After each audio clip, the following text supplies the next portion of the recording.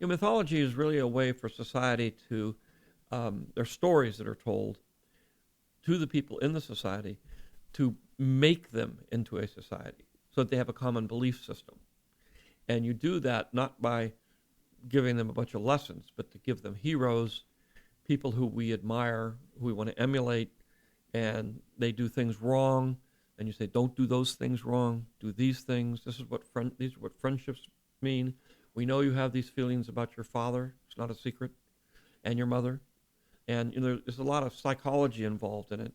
But they would pass these things along, and then the society would have a common history. And it would be bigger than life.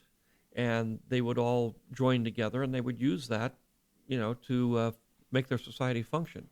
What interests you about the conflict between good and evil?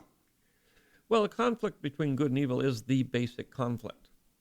The universal question is, am I a good person?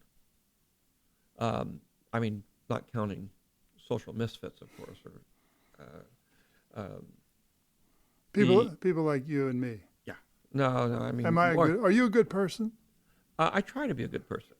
But, of course, that's a very complicated question. It is. And it's something you have to ponder because you're doing it every day. You're saying, should I do this or shouldn't I do this? Now, through mythology and things, we're taught certain things that are good and certain things that are bad. But a thinking person questions all that and say, is this really good? Am I really doing the right thing here? Am I really being a kind, compassionate person? Because to me, it's really about a compassionate person as opposed to a person that is consumed with self-interest or a selfish person. Those are the two things. Mm-hmm.